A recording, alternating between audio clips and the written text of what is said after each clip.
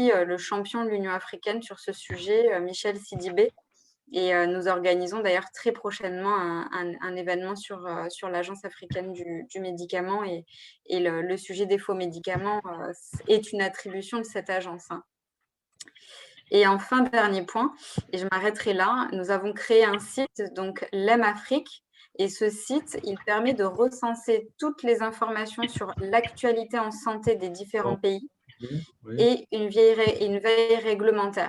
Et nous avons hier échangé donc avec Interpol sur la possibilité de justement mettre des informations en lien avec les saisies et les faux médicaments en Afrique. Voilà. Bien, il va falloir conclure parce que Ça y vous est. avez déjà consommé les 10 minutes qui étaient Je suis dans les temps. Oui, mais votre collègue n'a plus de temps alors. Ah, c'était 5 minutes? Moi, j'avais compris 10 minutes. Non, non, non, non. Bon, eh bien, merci. Et je me tourne vers M. Bouchez pour la LIPA. Bon, OK. 5 minutes. Monsieur bon, 5 minutes. Je vais essayer aussi de faire. Désolé. Pas de problème. Monsieur Bouchez est absent. Je vais me permettre de faire la présentation pour le compte de la LIPA. Bon. Et je vais partager j'ai quelques slides à présenter.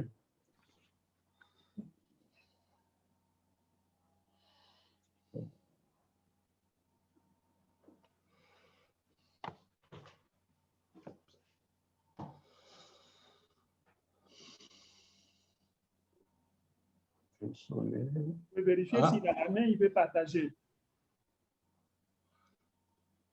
Écran partagé. Voilà, dites-moi si vous voyez la présentation.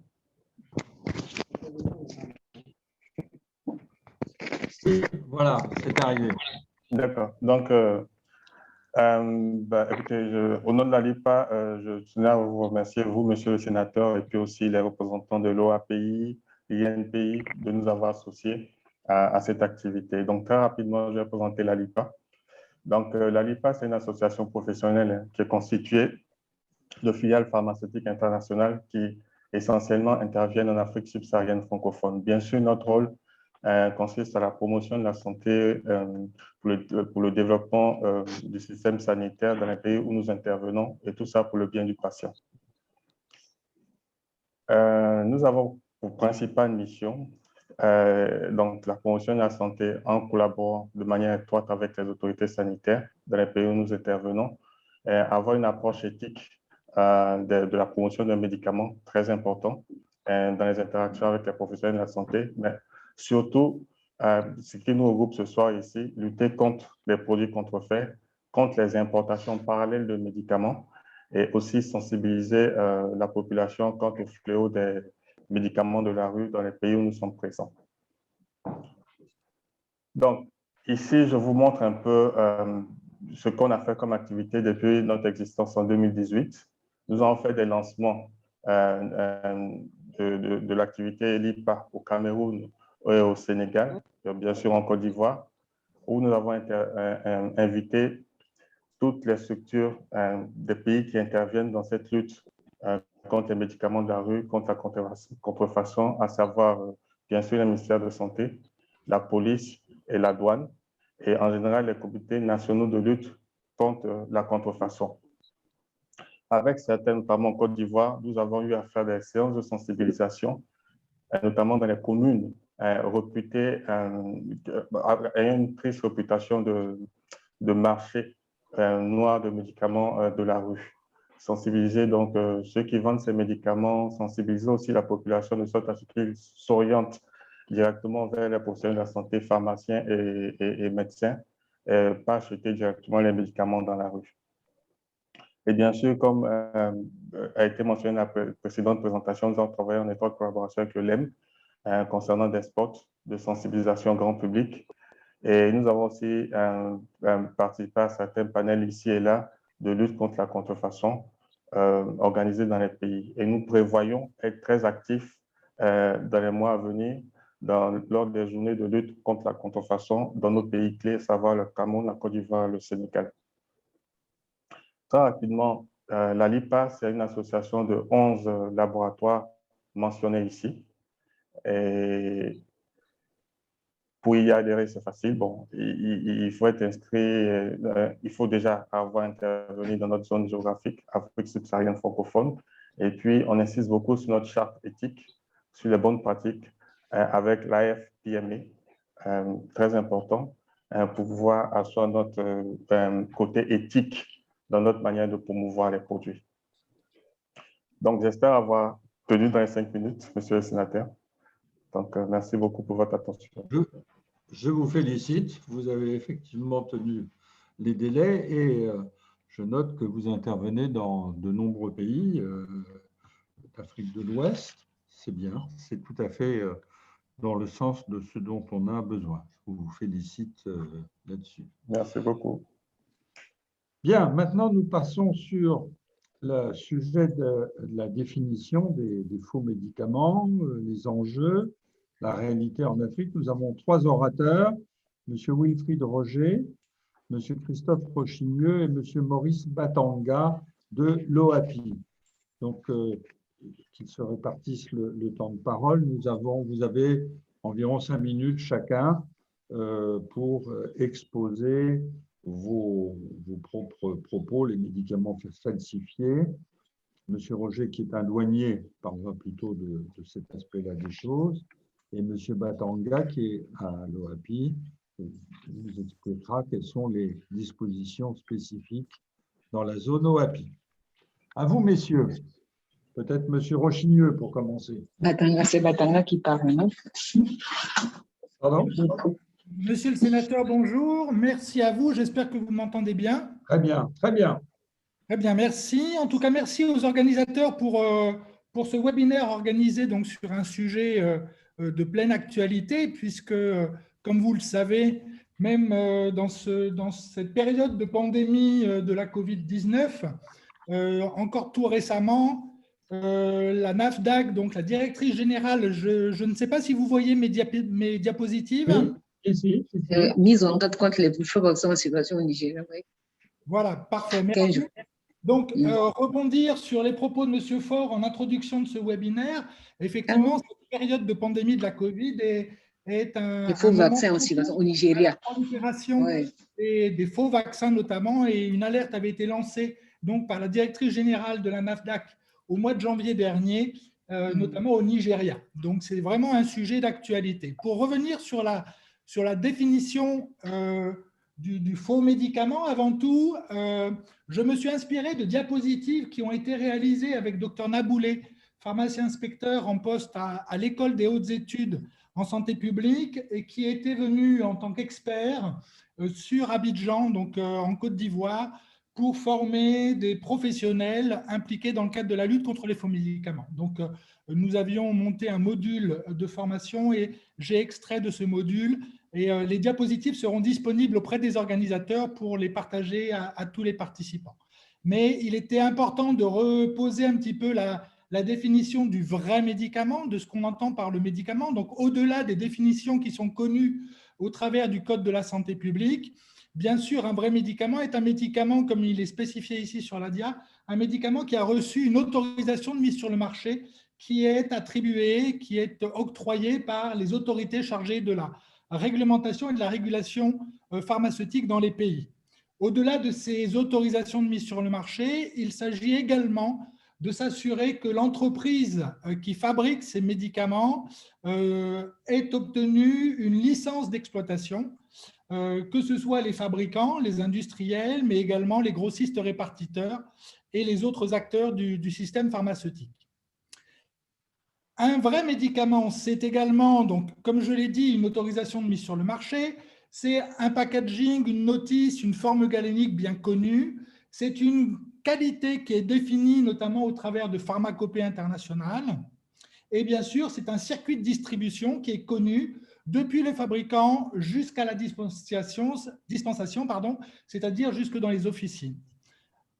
Depuis 2016, l'OMS a essayé, avec ses États membres, de définir le faux médicament. Qu'est-ce qu'on entend par un faux médicament?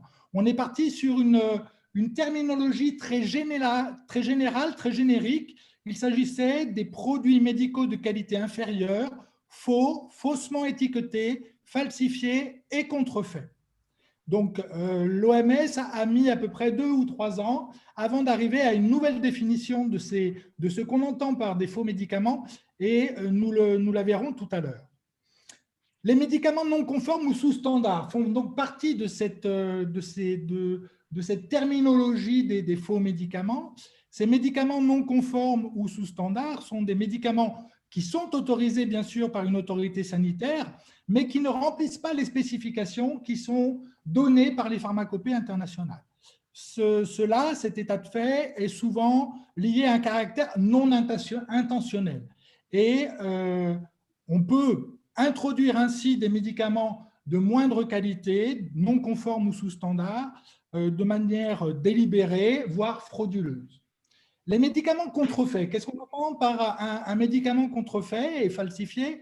Le médicament contrefait, comme le rappelaient M. Faure et M. Booussou, sont des médicaments qui vont à l'encontre du droit de la propriété intellectuelle. D'accord? Comme il a été rappelé, ces médicaments sont normalement protégés par le droit des brevets ou des marques. Par contre, le médicament falsifié, c'est un médicament qui, la falsification est une action qui vient altérer volontairement et qui a une volonté donc de tromper l'utilisateur du médicament. Donc là, par contre, on est dans un caractère qui est plutôt intentionnel. C'est une action délibérée et c'est une action frauduleuse. Pour aller rapidement et respecter le temps qui m'est imparti, juste pour mémoire, les médicaments contrefaits, ça peut être sous 2 formes, soit une atteinte à un brevet, soit une atteinte à une marque. Atteinte à un brevet de produit, atteinte à un brevet de procédé de fabrication, atteinte à un brevet d'indication thérapeutique. D'accord? Donc ça, c'est vraiment la catégorie des médicaments contrefaits. Les médicaments falsifiés, je vous ai remis pour mémoire un petit peu quelles étaient les origines, quelles pouvaient être les origines de cette falsification, tant liées à son identité, à son historique, à sa source. Et enfin, pour arriver en 2017 à une définition qui a été donc validée par l'OMS, l'Organisation mondiale de la santé, et donc les faux médicaments aujourd'hui sont appelés des produits médicaux de qualité inférieure et falsifiés, et donc n'intègrent pas forcément ces médicaments contrefaits. Les produits médicaux de qualité inférieure ou produits non conformes aux spécifications, qui ne répondent pas aux normes de qualité ou aux spécifications qui sont données par les pharmacopées, les produits médicaux falsifiés, dont, comme on l'a vu précédemment, dont l'identité, la composition ou la source est représentée de façon trompeuse, et ça de façon délibérée ou frauduleuse. Et enfin, les produits médicaux non enregistrés et non homologués. Comme on l'a vu en introduction de mes propos, l'autorisation de mise sur le marché est un élément essentiel dans la vie du médicament. Et donc, les médicaments qui ne bénéficient pas d'une autorisation de mise sur le marché sont considérés dans cette catégorie des produits médicaux de qualité inférieure et falsifiés. Pour rappel, voilà un petit peu comment est-ce que l'on peut classer ces médicaments, donc des médicaments de qualité inférieure, des médicaments falsifiés, et qui donc introduisent cette notion de risque pour la santé publique et qui est donc liée au code de la santé publique. Et par contre, les contrefaçons qui, eux, ne présentent pas forcément un risque pour la santé publique en tant que tel, mais portent donc une atteinte à un brevet et sont liés au code du commerce. Donc voilà un petit peu comment, monsieur le sénateur, on pouvait définir cette classe de médicaments de qualité inférieure et falsifiés. Et donc ce faux médicament, soit il ne contient pas de principe actif, soit il contient un principe actif qui est sous-dosé, voire surdosé, soit il peut même contenir des substances toxiques. Et donc les conséquences seront bien sûr les conséquences que l'on connaît, des échecs thérapeutiques, des effets toxiques sur l'organisme, un médicament qui devient donc inefficace, voire peut-être même le décès du patient. Donc voilà, pour, en guise de définition du médicament de qualité inférieure et falsifié, je laisse peut-être la parole à Wilfried, Roger, s'il veut compléter ces informations. Très bien, merci. Très clair. Allez-y, monsieur Wilfried. Oui, est-ce que vous voyez ma présentation? Pas encore. Voilà. Alors, je vais vous parler un petit Voilà, peu ça y est. la réalité Bien. du terrain. Alors, voilà. Alors, comme vous le savez, on a affaire en Afrique à deux types de produits en fait qui vont être soit dans les marchés normaux, traditionnels, et dans le circuit informel. Et le problème de l'Afrique, c'est exactement ce circuit informel. Le circuit informel, ce sont les marchés. Comme on est en bas, hein, comme vous êtes au Cameroun, il y a le marché central. Si vous êtes en Côte d'Ivoire, il y a le marché d'Adjamé ou d'Agbobo également. Et voilà comment les produits peuvent rentrer. Alors ça, ce que vous avez au milieu, c'était une cage dans une voiture. Et là, c'était fait il y a 2 mois en Côte d'Ivoire par les douanes de Noé. Et en fait, il est très facile de faire entrer du médicament à l'intérieur de l'Afrique. Le problème, ce n'est pas tellement la contrefaçon de médicaments. La contrefaçon, pour moi, ça porte uniquement sur la marque, pas sur le brevet. Au niveau des accords ADPIC, on sera essentiellement sur la marque. D'ailleurs, il n'y a pas de définition de la contrefaçon, mais de la marque contrefaite. Donc, il faut faire relativement attention. Et c'est vrai que ces notions vont poser problème. Au niveau des interventions, les douaniers, les policiers, très souvent, ne savent pas reconnaître un médicament qui soit faux, authentique, substandard, non enregistré, non homologué, illicite, volé et j'en passe. Et là est la difficulté. D'autant plus qu'ils ne savent pas ce que c'est très souvent l'autorisation de mise sur le marché. Pour moi, le véritable problème de l'Afrique, c'est donc ces produits substandards et les produits falsifiés dont Christophe a très bien parlé. Et justement, c'est ça la difficulté. Quand on a des saisies qui ont été faites, on se rend compte qu'on a des fabricants qui n'existent pas, des marques qui sont inventées. Parce que là, on a Cloxabal qui n'existe pas, avec une référence au niveau du Nigeria. Et ce produit n'a jamais été enregistré et il n'est pas connu. Les conditions de stockage sont mauvaises, mais très souvent, ce qu'il faut rappeler, c'est quand on fait des études sur le faux médicament, on trouve autant de produits princeps, donc de grands laboratoires, des produits qui ne sont pas encore génériqués, et des génériques. Et c'est ça la difficulté. Donc, on va avoir des produits génériques et des produits princeps. Et là, on a eu une très belle étude, c'est l'étude Seven, dans laquelle ça a été fait pendant quand même depuis 2 ans, dans 10 pays. Et vous allez voir en rouge sur le côté, vous avez le Niger, la République démocratique du Congo, où là, on a plus de 20% de faux. C'est-à-dire que sur 1530 échantillons, on a quasiment un médicament sur 6 qui est de qualité inférieure. Alors, quand je dis qualité inférieure, ça peut être du faux ou c'est un médicament, pour des raisons, on va dire, accidentelles, ne remplit pas les conditions pour lesquelles il était fabriqué. Ce qui est d'autant plus intéressant, c'est quand les produits arrivent d'Asie et qui sont vendus dans les marchés informels, là, on est à 50% de produits qui sont de mauvaise qualité. Et la raison, c'est pourquoi ? Tout simplement parce que beaucoup de produits sont vendus sans AMM, ils ne sont pas homologués. Les autorités ont du mal à réagir sur les marchés informels. Les marchés informels, ça fait 20 ans que je les connais. Je ne connais qu'un pays qui a retiré son marché informel, c'est le Bénin. La Côte d'Ivoire essaie de faire beaucoup de choses, ça perdure. Donc ça, c'est la difficulté. Retirer ces marchés. On ne peut acheter un médicament que dans des pharmacies. Donc rapidement, c'est pour vous dire en plus que les médicaments qui sont des génériques qui sont importés sont importés sans bioéquivalence. Il n'y a pas d'analyse chimique des produits qui sont réalisés. Et ça, c'est un autre souci. Et enfin, donc pour la difficulté pour les autorités de contrôle, il y a plusieurs notions, on vous les a données, contrefaçon, falsification, plusieurs réglementations, c'est-à-dire qui sont sur le code de la santé, le code de commerce, le code de la propriété intellectuelle, le code des douanes, le code pénal.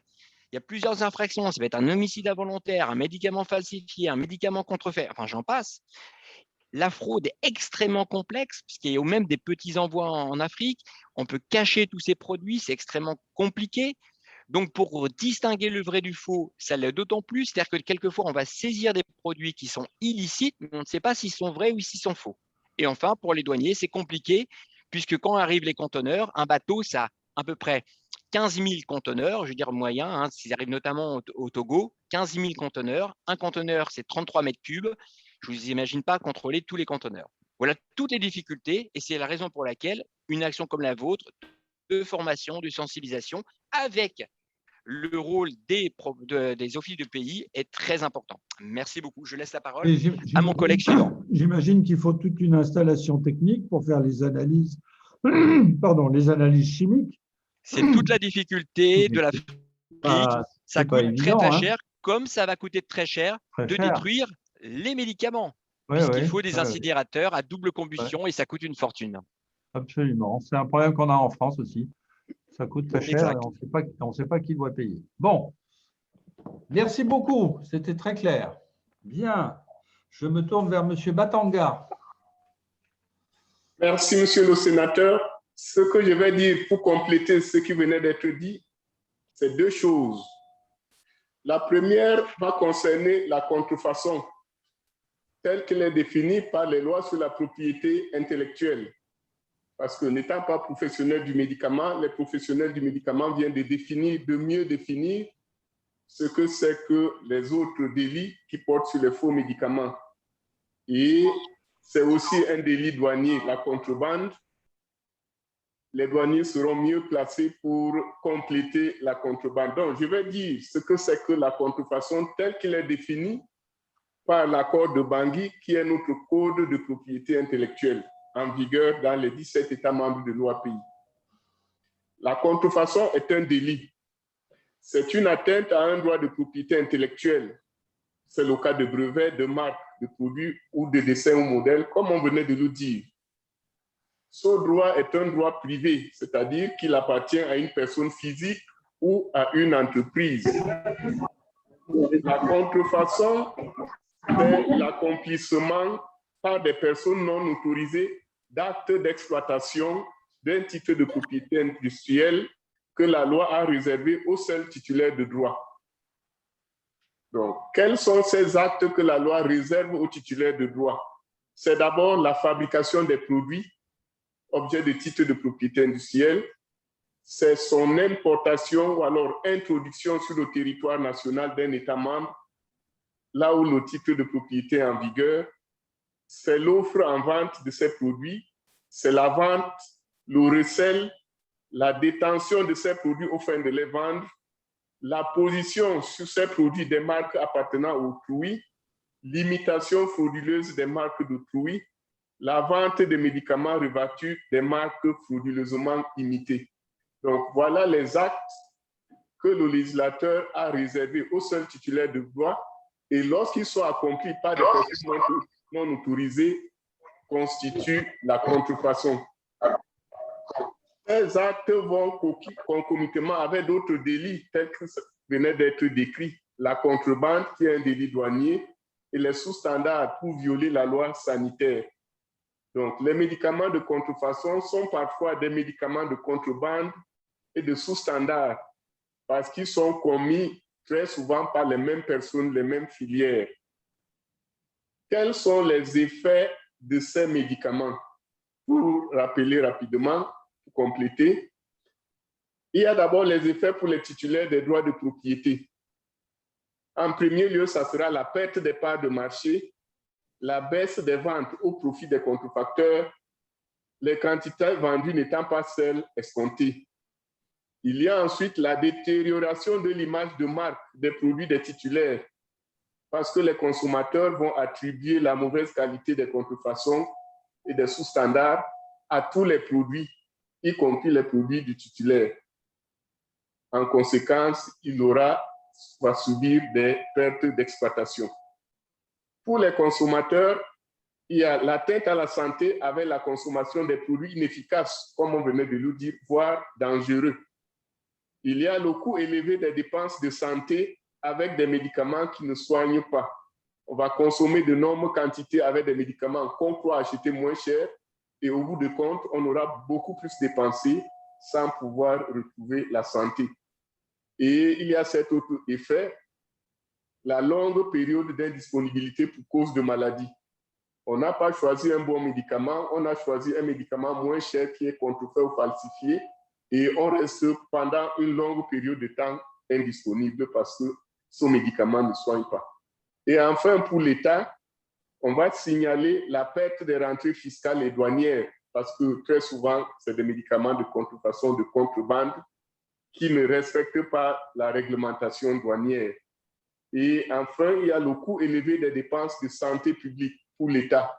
Les États dépensent beaucoup pour la santé et avec ce phénomène de faux médicaments, les résultats ne sont pas toujours attendus. Les résultats escomptés ne sont pas atteints.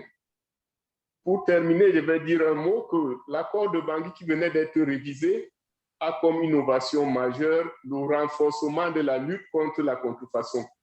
De nouvelles dispositions ont été introduites pour régir la prévention des atteintes aux droits de propriété intellectuelle, la recherche d'informations en cas de contrefaçon, les mesures aux frontières et l'aggravation des pénalités pour contrefaçon. Pour ne parler que du cas de l'aggravation des pénalités, on est passé d'une amende de 1 million à 3 millions à une amende de 5 millions à 30 millions. Donc, on a multiplié par 5 le quantum des peines. Et pour ce qui est de l'appréciation du préjudice, on a désormais pris en compte les bénéfices réalisés par le contrefacteur. Parce que jusqu'ici, classiquement, c'est le préjudice, tout le préjudice, rien que le préjudice. Mais désormais, les gains réalisés par le contrefacteur seront pris en compte dans l'évaluation des dommages et intérêts à apporter à la victime de la contrefaçon. Et il a été prévu que les victimes des titres de propriété industrielle contribuent à la lutte contre la contrefaçon. On ne doit pas dire, moi, je ne compte pas gagner en Afrique. Mes marchés, c'est en Europe, c'est ailleurs. Ce qui se passe en Afrique, les Africains doivent se débrouiller pour lutter contre. Mais la loi prévoit qu'en matière de contrefaçon, c'est le titulaire de droit qui doit être à l'avant-garde de la lutte. Donc, les titulaires des droits de propriété intellectuelle doivent s'impliquer dans la lutte contre les contrefaçons. Ils doivent aider les douaniers à identifier les produits de contrefaçon. Ils doivent saisir l'autorité judiciaire qui est celui qui censure les atteintes aux droits de propriété. Voilà ce que je pouvais ajouter pour compléter ce thème sur les enjeux et les dangers des réalités de faux médicaments en Afrique de l'Ouest et du Centre. Je vous remercie. Merci beaucoup, Monsieur Batanga. Ce que vous dites me fait plaisir.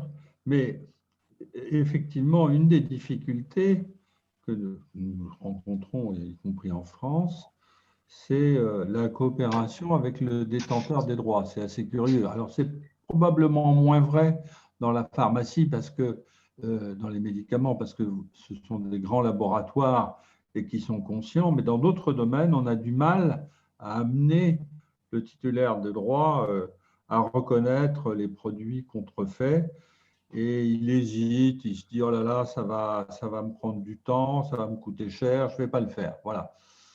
Je suppose que les actions en justice, M. Batanga, se font devant les tribunaux nationaux de chacun de vos 17 pays membres. Hein. Il n'y a pas de tribunal central. Oui, c'est les juridictions des États membres qui sont tous compétents. Voilà, très bien. OK. Pour nous, nous espérons bientôt avoir une juridiction unifiée pour les brevets. Ça fait 40 ans qu'on essaye d'y arriver. Mais elle est en vue, bientôt. Merci beaucoup. Nous tournons maintenant vers Medicrime et peut-être M. Tournier peut nous dire quelques mots sur cette belle convention et en quoi elle est centrale dans la lutte contre la contrefaçon. Merci, Monsieur le Sénateur. Permettez-moi tout d'abord de vous remercier de cette opportunité de nous donner la parole, ainsi que l'ensemble des organisateurs.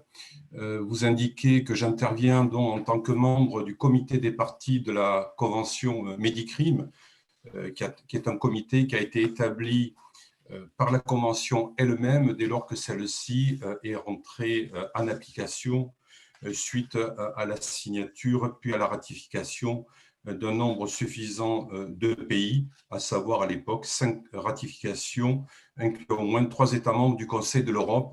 Quand je dis 5 ratifications et 3 États membres du Conseil de l'Europe, ça veut dire qu'elle a été ouverte au-delà de la sphère géographique du Conseil de l'Europe, puisque c'est une convention universelle.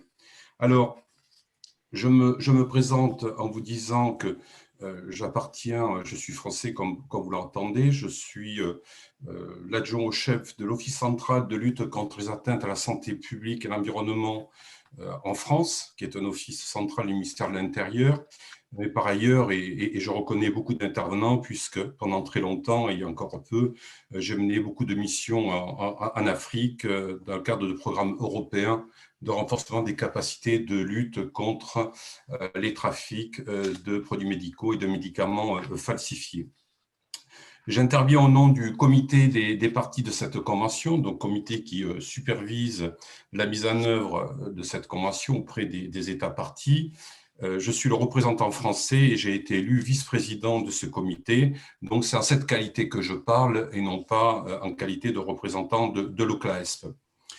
Ce que je veux vous dire, c'est que la situation que nous rencontrons actuellement est perçue du côté des membres du comité, des États parties, comme une épreuve décisive pour le comité de la Convention Medicrime, car nous sommes récemment arrivés dans le paysage du Conseil de l'Europe, puisque la mise en œuvre effective date de 2016, le temps que le comité s'installe, ça fait maintenant un an et demi qu'on est installé. Alors, notre rôle, c'est d'accompagner les États, mais c'est aussi de participer à ce qu'un plus grand nombre d'États rejoignent Medicrime et d'accompagner aussi le renforcement des capacités. Bien sûr, on ne peut le faire que grâce au soutien du service du Conseil de l'Europe, dont le secrétaire général de la Convention. Notre travail, c'est quoi? C'est protéger la santé publique des produits médicaux falsifiés. Et dans cette optique, notre comité a présenté des avis, des recommandations. Nous avons mené aussi des études au travers de questionnaires qui sont en ligne sur le site du Conseil de l'Europe dans le contexte de ces études du Covid-19. Nous sommes aussi engagés dans l'évaluation des États conformément à la Convention. Et je dois dire que tous les partis qui ont signé et ratifié la Convention vraiment sont très attachés à ce qu'elle soit mise en œuvre effectivement. Alors, laissez-moi vous dire quelques mots sur la Convention. De quoi s'agit-il? Mais la Convention constitue pour la première fois un instrument juridique contraignant dans le domaine du droit pénal, puisqu'on parle bien de la lutte contre les réseaux qui trafiquent, qui produisent, qui distribuent, qui mettent à disposition des produits médicaux falsifiés. Donc, il s'agit de criminaliser la falsification, je reviendrai tout à l'heure sur la terminologie contrefaçon falsification au sens de la Convention, mais aussi la fabrication et la distribution de produits médicaux mis sur le marché, et ça a été bien évoqué tout à l'heure et il n'est pas nécessaire que j'y revienne, sans autorisation, c'est-à-dire sans autorisation de mise sur le marché, ou en violation des normes de sécurité. Cette obligation, cette convention fait obligation aux États parties qui l'ont ratifié, d'ériger en infraction pénale la fabrication de produits médicaux, il est dit contrefait, mais il faut l'entendre comme falsifié, tel que l'a indiqué tout à l'heure le professeur Auchigneux, la fourniture, l'offre de fourniture et le trafic de produits médicaux contrefaits, sous-entendre falsifiés, la falsification de documents, et à cet égard, l'intervention de M. Wilfried Roger était éloquente, on voit très bien toute la stratégie qu'il peut y avoir derrière de la part des criminels pour introduire les médicaments dans la chaîne légale. Et puis après, c'est la fabrication ou la fourniture non autorisée de produits médicaux et la mise sur le marché de dispositifs médicaux ne remplaçant pas les exigences de conformité. J'en profite pour dire, donc, nous couvrons avec la Convention les médicaments, mais aussi les dispositifs médicaux. Alors, il est important d'avoir à l'esprit et de le préciser, et ça va parfaitement avec ce webinaire, c'est que dans la Convention, dans les considérants, il est dit que la Convention ne tend pas à répondre aux questions relatives aux droits de propriété intellectuelle, et l'article 3, au sujet du champ d'application, la présente Convention porte sur les produits médicaux, qu'ils soient ou non protégés par des droits de propriété intellectuelle ou qu'ils soient ou non des produits génériques. Ça, c'est important de le dire. Et quand vous allez à l'article 4, et ça va résonner, c'est un écho de ce qui a pu être dit précédemment, l'article 4 dit « Le terme contrefaçon », et c'est là qu'il faut l'entendre au sens de falsifier, désigne la présentation trompeuse de l'identité et ou de la source du médicament. Donc, vous voyez bien que c'est par rapport aux caractéristiques propres de ce qu'est un médicament. Aujourd'hui, qu'en est-il de la ratification ?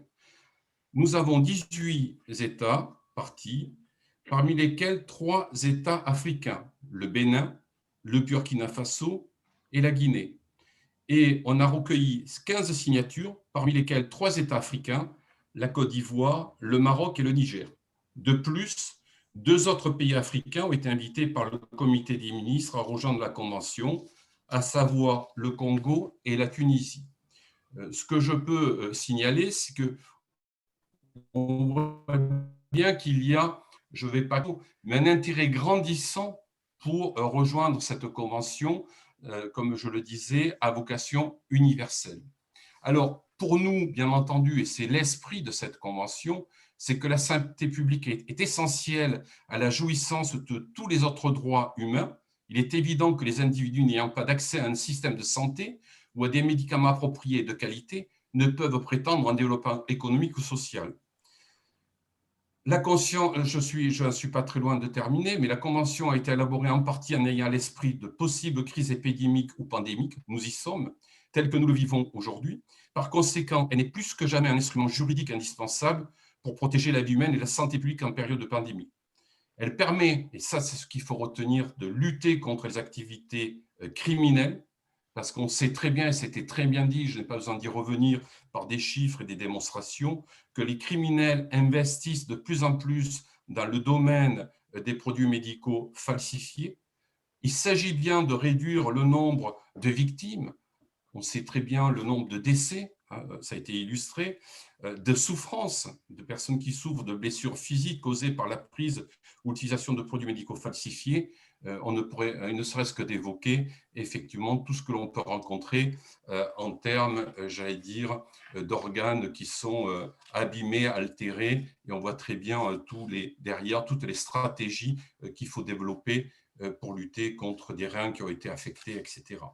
Alors, il est évident que les circonstances actuelles sont malheureusement idéales pour les criminels, leur facilitant l'exploitation des faiblesses et des pénuries auxquelles font face les services de santé publique. Ils peuvent ainsi tenter d'offrir illicitement des médicaments et dispositifs médicaux de qualité inférieure, de faux masques ou de kits de dépistage. La Convention donc répond à ces défis en prévoyant des infractions pénales spécifiques et effectives, je ne vais pas y revenir, protégeant les victimes. Et ça, il faut vraiment insister dessus, c'est promouvoir la coopération nationale et internationale, particulièrement en matière de démantèlement des réseaux criminels. Et je rappelle que la Convention Medicrime est une convention pénale dans le champ de la santé publique. Alors, en ayant à l'esprit le thème d'aujourd'hui, on voit très bien la convergence qu'on peut trouver pour progresser dans ces domaines. On répond, je le disais bien, à une question de santé publique. Permettez-moi de dire que si nous discutons encore de faux médicaments à l'heure actuelle, cela signifie que les instruments existants ne sont pas suffisants, d'où l'intérêt de s'aligner, de converger avec la Convention Medicrime. On ne peut qu'inviter les États, et Dieu sait, et on les en remercie, bon nombre d'États représentés aujourd'hui ou qui sont voisins s'inscrivent dans cette approche de la Convention Medicrime. J'ai cité un certain nombre de chiffres tout à l'heure. Je rappelle donc, et on peut appeler que les États à suivre le même chemin que leurs voisins, formuler des demandes pour rejoindre la Convention Medicrime. On est à leur disposition. Le secrétariat de la Convention est à la disposition. Les membres du comité, en tant que membres du comité représentant la France au comité des partis, je suis à la disposition, bien entendu. Les réseaux sont là, nous sommes tous en connexion. La protection des systèmes de santé publique, de la santé individuelle, ne relève pas uniquement des professionnels de santé, mais de tous les acteurs qui contribuent à la protection de la santé publique face aux produits médicaux falsifiés, tels que les instances judiciaires, les juges, les procureurs, les forces de police, de gendarmerie ou encore les douanes. Il est temps, si vous voulez, de progresser, de se focaliser sur le comportement criminel et, si vous le permettez, nous le savons tous, c'est le moment d'agir. Tous les États sont concernés. Nous échangeons beaucoup avec d'autres régions du monde. Tout cela à un rythme tous soutenu. Je ne peux clore ma courte intervention sans rendre hommage, et nous le faisons tous, aux victimes de la pandémie ainsi qu'à leurs familles. Et on ne peut qu'inviter j'invite dernièrement tous les pays à être extrêmement vigilants face aux produits médicaux falsifiés et davantage aujourd'hui à être attentifs face à de faux vaccins anti-Covid-19. Merci à vous de cette opportunité d'intervenir. Mon propos était un propos d'un représentant d'une institution au travers d'un comité des partis. Je n'avais pas besoin de revenir sur des faits qui ont été très bien illustrés précédemment. Merci, monsieur le sénateur. Merci beaucoup, monsieur Tournier. Et ce que nous pouvons souhaiter, c'est que les pays africains que vous avez mentionnés, le Maroc, la Côte d'Ivoire, le Niger et d'autres encore, rejoignent la Convention. Ça sera un progrès non seulement pour eux, mais pour tout le monde, hein. Alors, nous arrivons maintenant à un chapitre qui est celui de la traçabilité, avec différents aspects expliqués, et ça sera peut-être M. Mirland du LEM, expliquer quelle est la législation en Europe, là, les directives européennes qui instaurent un numéro de série sur chaque médicament. Comment ça marche? Est-ce que c'est utile? Dites-nous comment ça a fonctionné. Et puis ensuite, nous nous tournerons vers M. Rochigneux et Mme Annick Adon pour savoir ce qu'il en est en Côte d'Ivoire. Et nous nous tournerons enfin vers les autorités camerounaises pour savoir quelle est la situation au Cameroun. Monsieur Mirland, s'il vous plaît. Monsieur le sénateur, bonjour à tous. J'espère que vous m'entendez correctement. Oui, tout à fait. Et que vous voyez mon écran, c'est parfait. Donc je vais essayer d'être rapide pour ne pas vous prendre trop de temps pour les intervenants qui interviennent après moi. Donc je vais vous faire un retour d'expérience un petit peu de ce qui se fait en Europe sur la thématique de la sérialisation.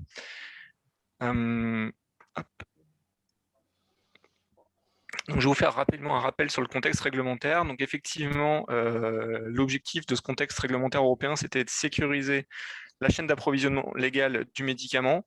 Pour cela, deux textes importants. Le premier, la directive 2011-62, qu'on appelle aussi directive médicaments falsifiés, qui a permis de modifier le code communautaire européen et qui a été complété par le règlement délégué 2016-161, qui est entré en application le 9 février 2019. Et c'est ce règlement délégué qui va nous intéresser un peu plus aujourd'hui, puisqu'il met en place un certain nombre de dispositions permettant de lutter contre la contrefaçon via la mise en place d'un système de vérification de l'authenticité des médicaments.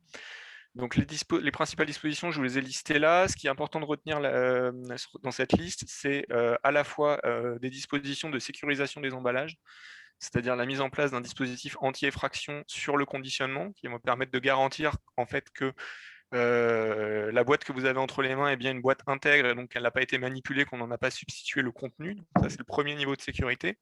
Le deuxième niveau de sécurité étant la position de ce qu'on appelle un identifiant unique sur l'emballage et dans un data matrix qui va être imprimé sur l'emballage. Identifiant unique qui va être chargé en parallèle, je vous montrerai un schéma, dans un logiciel sur une plateforme européenne. Et donc l'idée, c'est de vérifier à chaque étape de la distribution l'adéquation entre ce que vous avez sur la boîte et ce qui a été chargé dans le hub européen.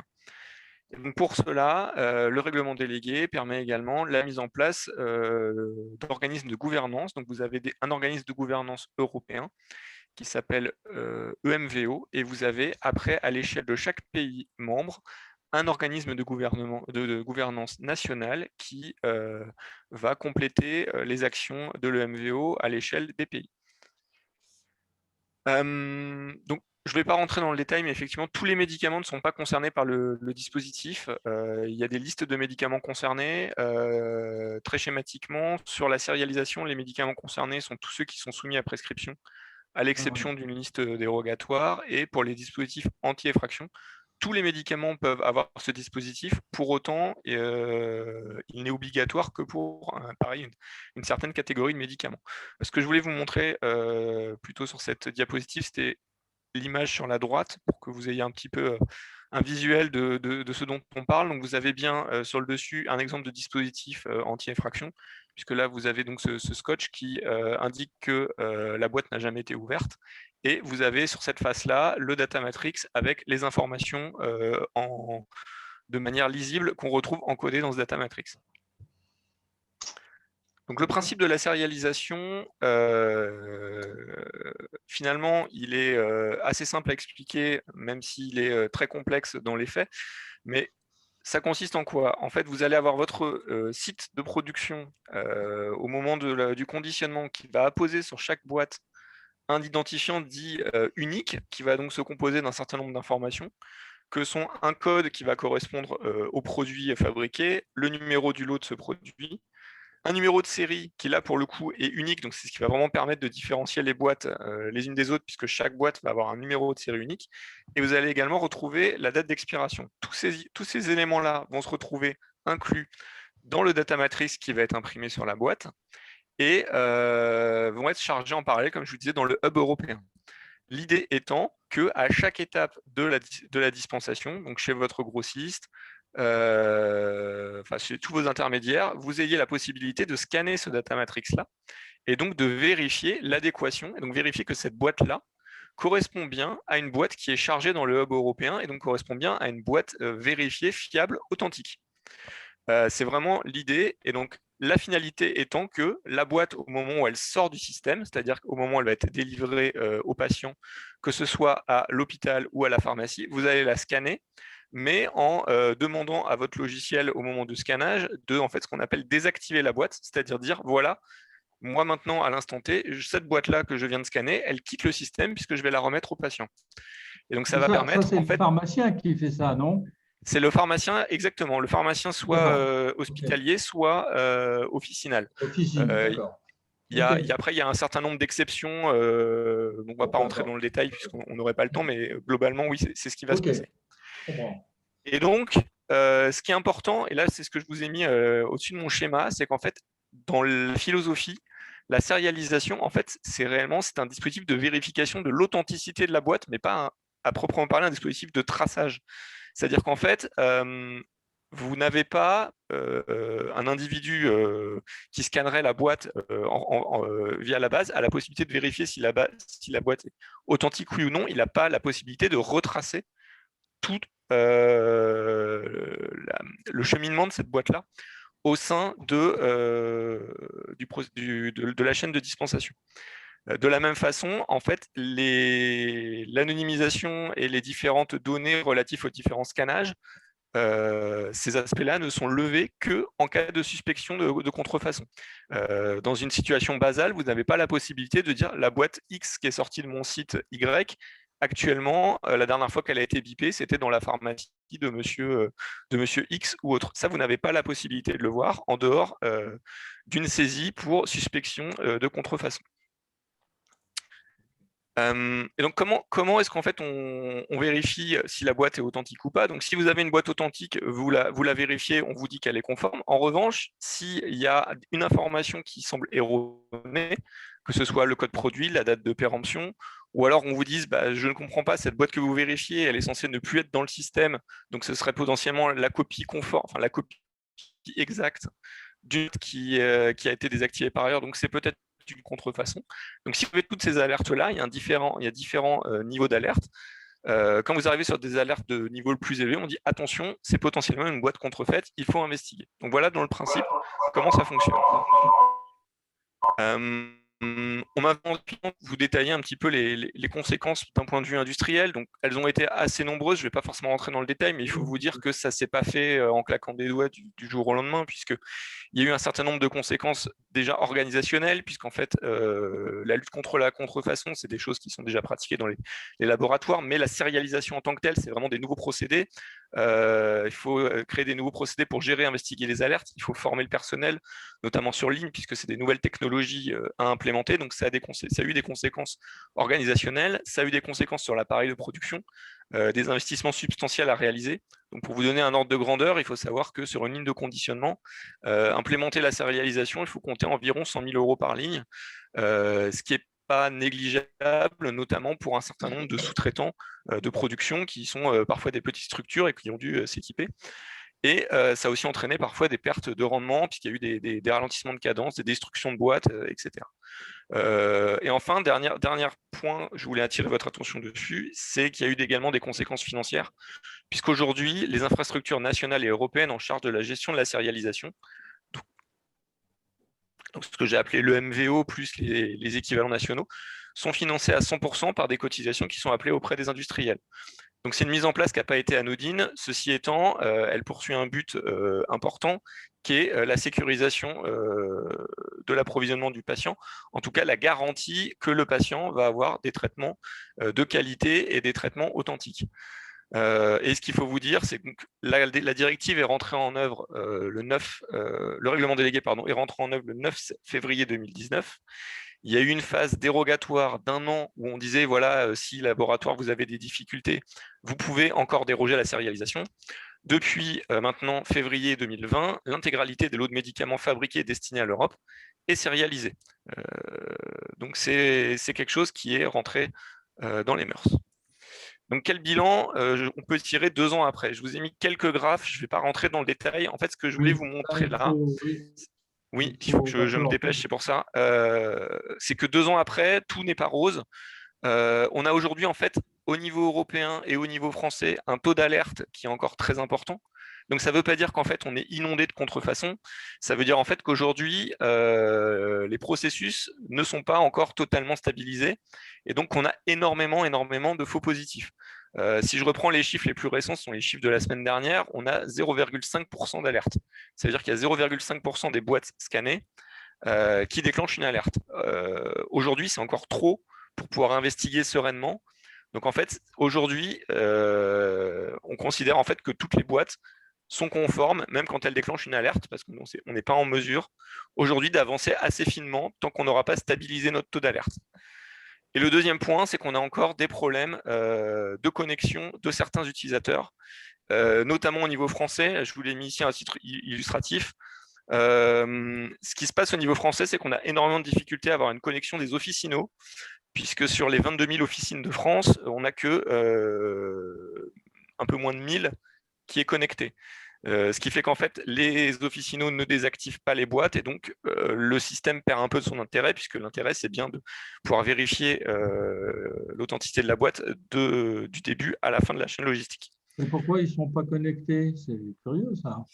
Alors, c'est une question assez compliquée, qui est assez clivante. Globalement, il y a beaucoup d'officinaux qui ne sont pas convaincus de l'intérêt et de la viabilité du procédé. Après, il faut aussi se dire qu'il y a un petit problème potentiellement aussi de moyens, et ça c'est aussi vrai au niveau hospitalier, puisqu'en fait, la volumétrie des boîtes à scanner fait que ça prend quand même beaucoup de temps, et que pour les officinaux, c'est vrai que c'est difficile d'aller scanner et d'aller vérifier les boîtes, d'aller interroger le logiciel, d'aller investiguer si jamais il y a des alertes. Et donc, c'est vrai qu'il y a encore un peu de mal à embarquer les officinaux sur ce sujet-là. Pour autant, on a quand même bon espoir que les choses changent dans l'année qui vient, surtout que c'est vrai que c'est quelque chose qui singularise un petit peu la France parce qu'on est quand même très en retard par rapport à d'autres pays sur ce point-là. Donc je vous ai mis en guise de conclusion, comme le temps est passé, je vais pas tout vous dire, le bilan est contrasté. Ce qu'il faut retenir, c'est que le système en tant que tel, il est fonctionnel et c'est devenu routinier pour un certain nombre d'acteurs. Comme je vous disais, le taux d'alerte est encore un peu trop élevé et quelques acteurs restent récalcitrants. Or, pour que ce soit efficace, il faut que l'ensemble des acteurs soient connectés. Puisque, point important, si tous les acteurs ne sont pas connectés, c'est ce que je vous ai mis, il y a un risque afférent à la non-désactivation d'une quantité importante de boîtes.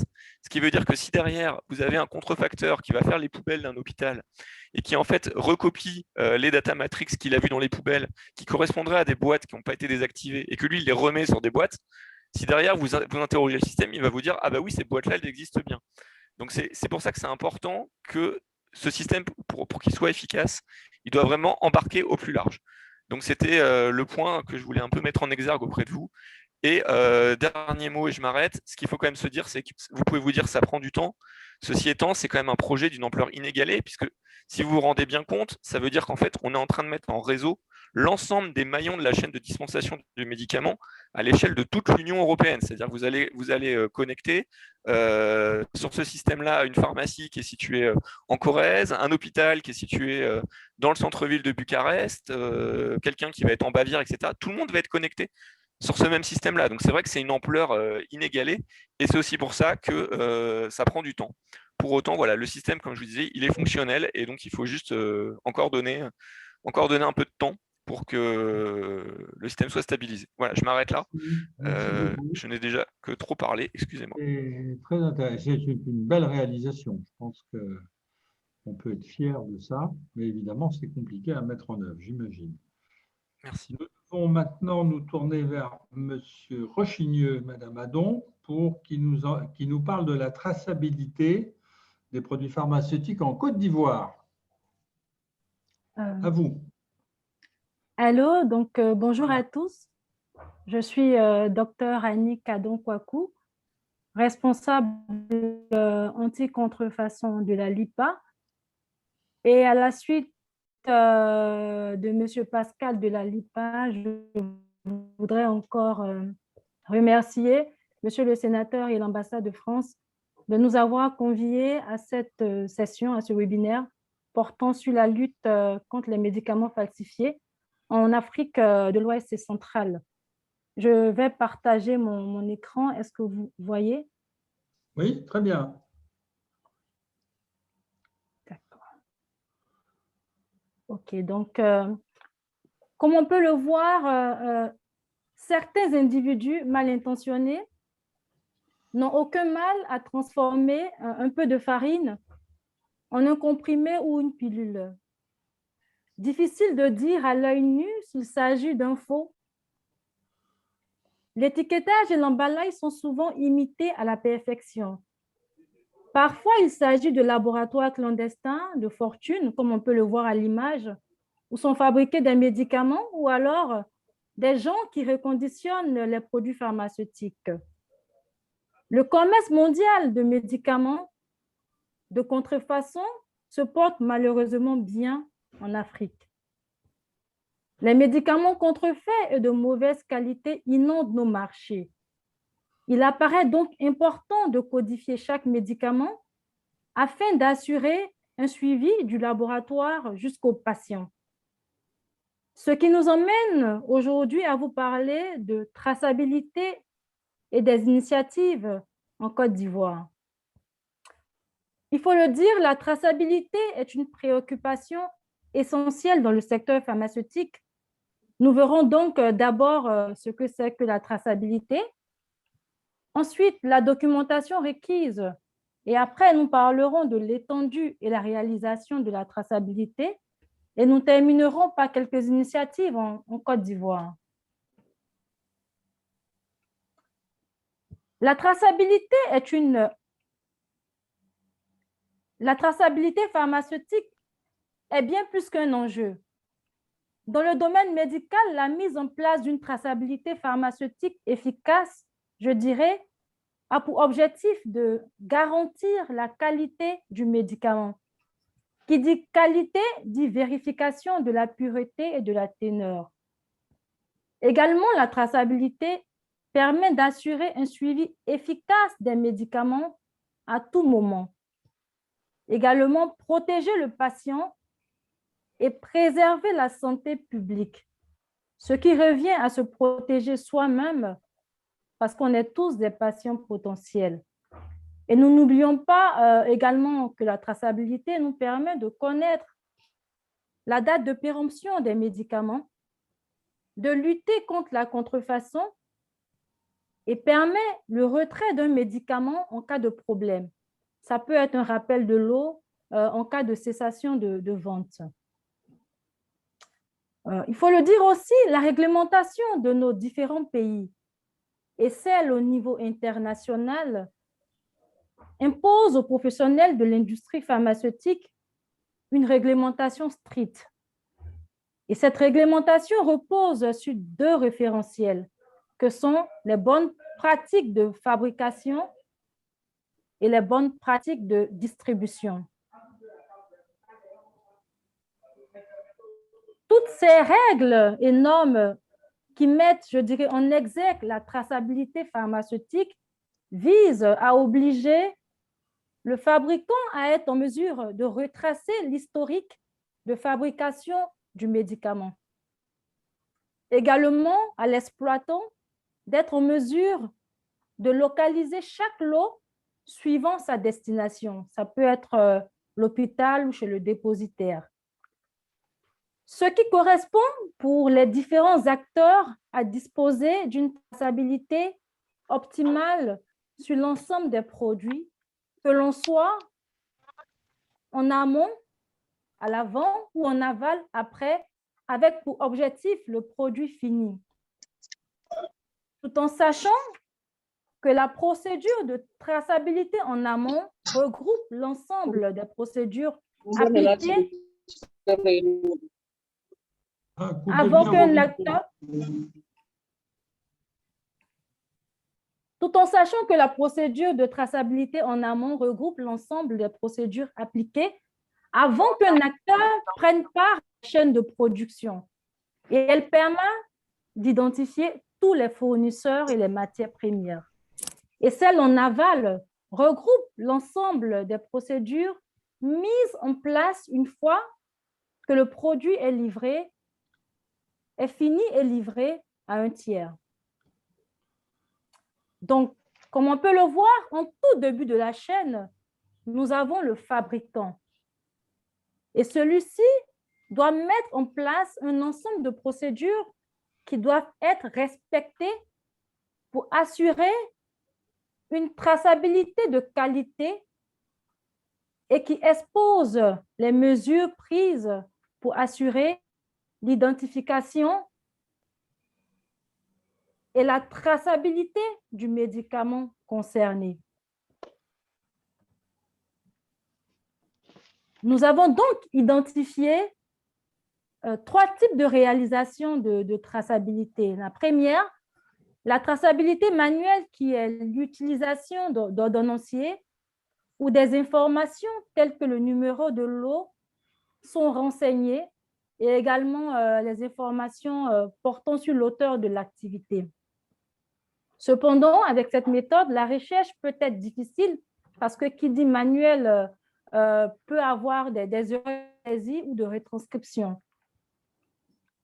Nous avons également la traçabilité électronique avec saisie manuelle qui permet de faciliter, je dirais, la recherche d'informations, garantir la standardisation des informations et la traçabilité des auteurs, puisque dans ce cas, nous avons un login et un mot de passe. Et pour terminer, le dernier, qui est la traçabilité électronique avec saisie directe, qui impose aux fabricants de disposer d'un système validé et qui sécurise le processus de fabrication et de distribution et permet de boucler la boucle avec l'utilisation soit de puces ou de code barres, comme on l'a vu avec la présentation précédente. Merci. Pour en revenir au cas de la Côte d'Ivoire, juste pour terminer, plusieurs initiatives sont en cours. Tout d'abord, pour lutter contre les médicaments contrefaits, le gouvernement ivoirien a mis en place une autorité de régulation du secteur pharmaceutique. Et parmi les initiatives, entre autres, nous avons une plateforme d'identification des médicaments qui est destinée à lutter contre les médicaments contrefaits. Cette plateforme a pour objectif d'apporter une réponse appropriée au fléau de la contrefaçon des médicaments, assainir le marché des médicaments en Côte d'Ivoire et elle permet de contrôler le circuit de distribution des médicaments vendus sur toute l'étendue du territoire national. Pour y parvenir, on a un système de géolocalisation qui a été mis en place pour prévenir la population des méfaits de la vente et la consommation des produits médicaux falsifiés de qualité. La phase de ce projet prévu pour 6 mois et se déroule sur toute l'étendue du territoire ivoirien grâce à l'appui d'un partenaire technique. Et la deuxième que nous vous présentons est une application mobile qui permet de vérifier l'authenticité d'un médicament grâce à une technologie. La procédure se déroule en 3 étapes. La première concerne les pharmacies partenaires qui authentifient leur inventaire en scannant chaque boîte du stock. Cette étape permet de certifier la distribution du produit. Et également, en se rendant dans une pharmacie, les patients pourront vérifier l'authenticité du médicament en les scannant avec l'application. Cela permet de valider que le produit acheté a bien suivi un circuit de distribution officiel. Et enfin, on a le tableau de bord qui permet aux laboratoires pharmaceutiques de visualiser les données liées à la distribution de leurs produits. Il faut le dire, l'application est déployée actuellement en Côte d'Ivoire sur plusieurs pharmacies partenaires de ce projet. Donc, pour terminer, je dirais que l'adoption de l'application d'un texte réglementaire, puisqu'il n'en a pas encore dans le cadre de la traçabilité, et le suivi de toutes les initiatives de traçabilité en Côte d'Ivoire aideront à prévenir l'introduction de médicaments falsifiés dans la chaîne légale de distribution et les détournements de produits authentifiés vers les circuits parallèles. Je vous remercie. Merci, docteur, pour ces efforts, l'exposé des efforts faits par la Côte d'Ivoire. Nous avions vu d'ailleurs, nous avions fait une réunion il y a quelques mois avec les différentes parties prenantes où nous avions longuement discuté tout ça. Je me tourne maintenant vers les autorités camerounaises pour avoir leurs sentiments sur ce qui se fait au Cameroun. C'est vous? Vous avez un microphone? Non? Si. Il y a quelqu'un? Oui, elle attend un microphone. Ah, très bien. Vous vous présentez. Allez, Pascal. Ah.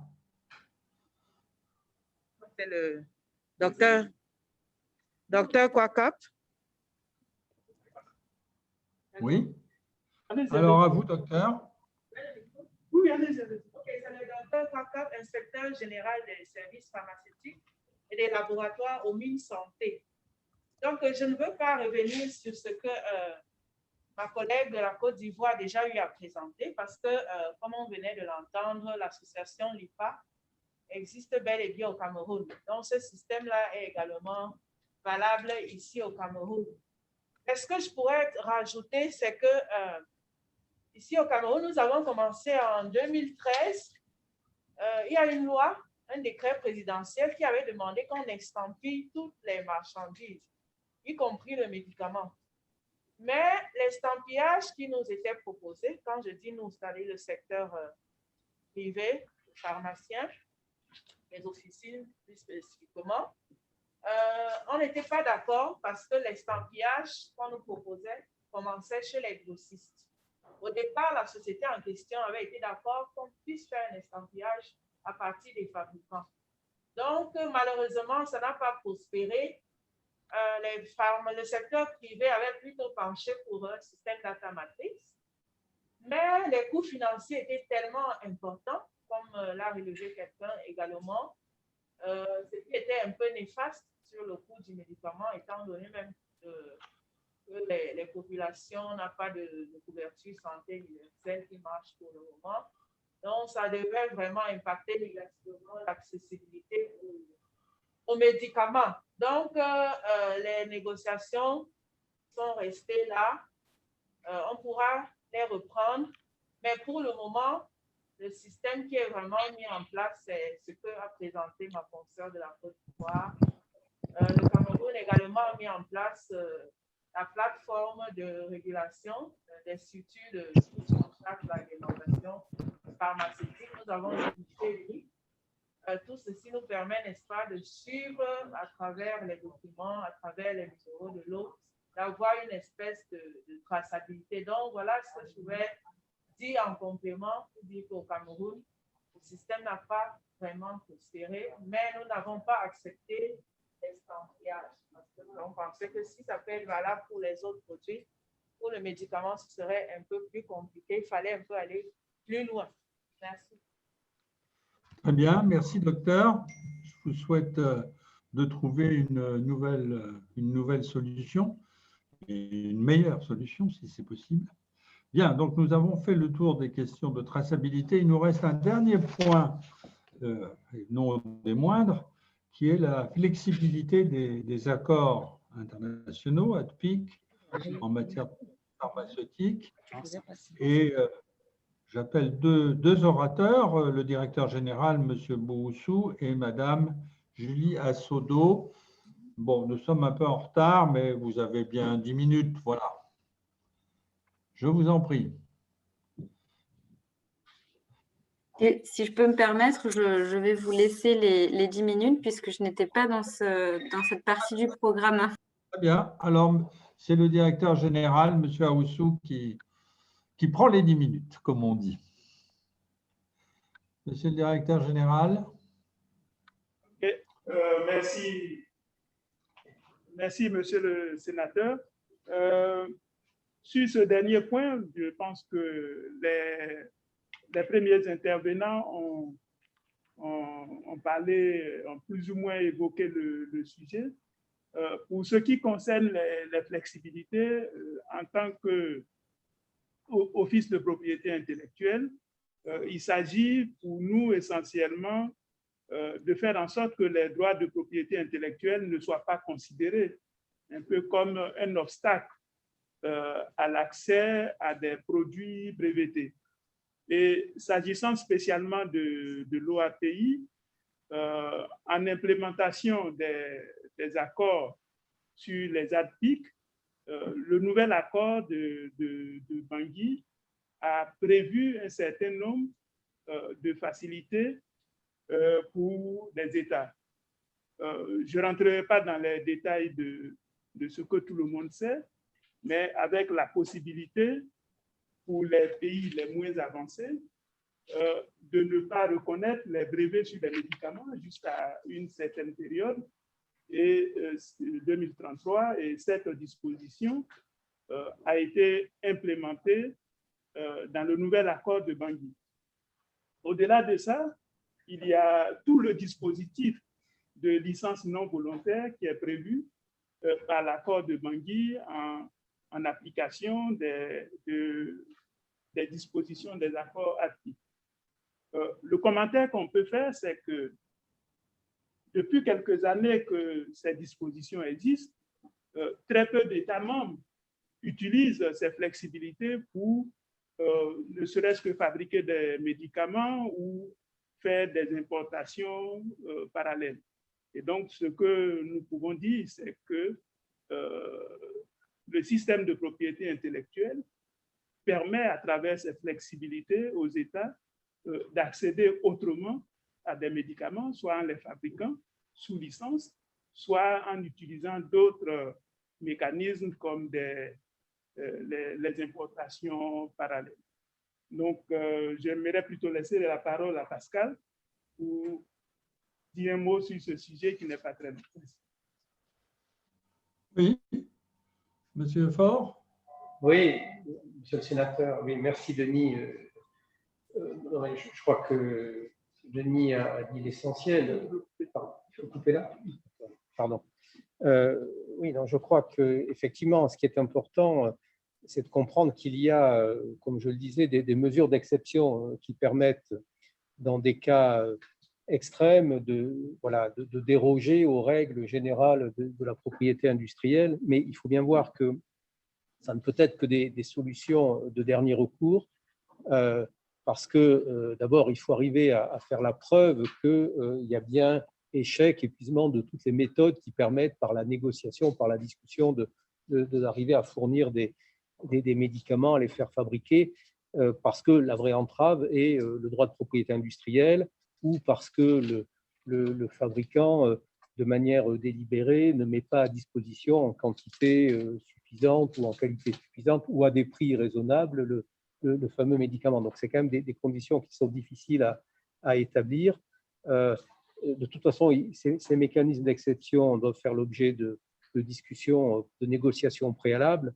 Et je crois que le vrai enjeu, c'est de faire en sorte que les marchés, les différentes populations peuvent être fournis, livrés par la discussion, par la négociation. Et en général, ce n'est pas le droit de propriété industrielle qui est le frein, c'est soit l'absence de capacité de production suffisante qui permettent de ne pas produire malheureusement en quantité suffisante. Et donc, c'est souvent d'autres obstacles qui, avant la propriété industrielle, sont à traiter. Voilà, donc tout ça pour dire que en l'état actuel, le droit est assez complet, en fait, pour permettre des exceptions. Mais si, de fait, on constate qu'on ne met que très rarement en œuvre ces mesures de sauvegarde, c'est encore une fois parce que dans la multiplicité des problèmes que l'on peut rencontrer pour arriver